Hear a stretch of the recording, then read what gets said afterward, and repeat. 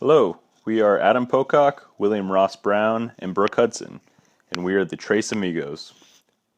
We are going to be presenting on the cold working in Cartridge brass lab. The first objective of this lab was to learn how to chemically clean brass. The second objective was to learn how to cold work samples at varying percentages. The next objective was to learn how to use Rockwell and Vickers hardness testers properly. Finally, our last objective was to develop an empirical relationship between hardness and percent cold working.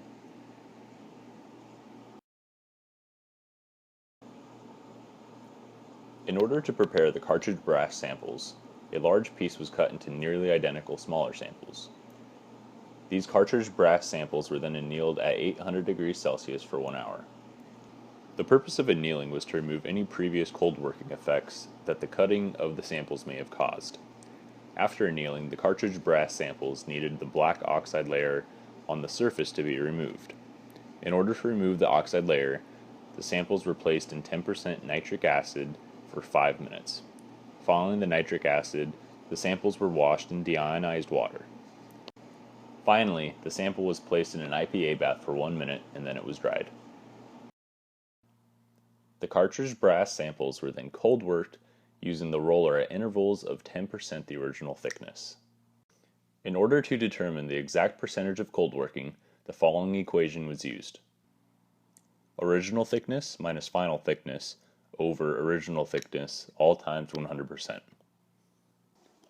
For each percentage of cold working, the final thickness was solved for mathematically, and then the sample was run through the roller until it achieved the desired thickness. After each percentage of cold working, the final dimensions of the sample, width, length, and thickness, were measured and recorded. As the sample was cold worked more and more, the roller could sometimes cause the sample to bow.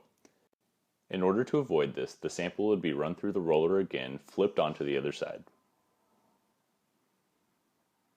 After each 10% interval of cold working, the hardness was measured using the Rockwell hardness tester and the HRB scale.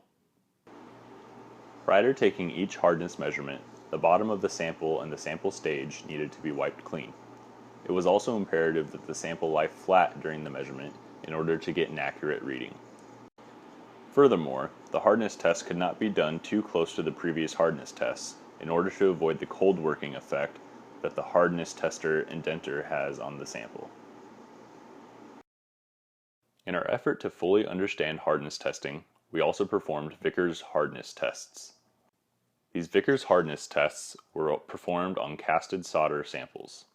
One of the samples was quenched in water, and the other was slowly air-cooled. Just as with Rockwell hardness tests, the sample and the sample stage were wiped clean. Using the Vickers apparatus, a smooth portion of the surface was found, and the hardness indenter pressed into the sample. After the indenter was unloaded, we looked at the microscopic image of the indentation and measured the length and width of the diamond-shaped indentation. This length and width was inputted into the Vickers apparatus and outputted a hardness value. Several measurements were performed on each sample, again making sure the indentations are far enough apart not to interfere with one another. After looking at the percent cold working and hardness data, we were able to determine that there is an empirical relationship between the two. We found that there is a linear relationship between the log percent cold working and hardness, with the equation highlighted in red at the bottom of the page. After examining the hardness values of the water-quenched and air-cooled samples, they were fairly similar, with an average hardness value of 74.24 HV for the water-quenched sample and 71.52 HV for the air-cooled sample.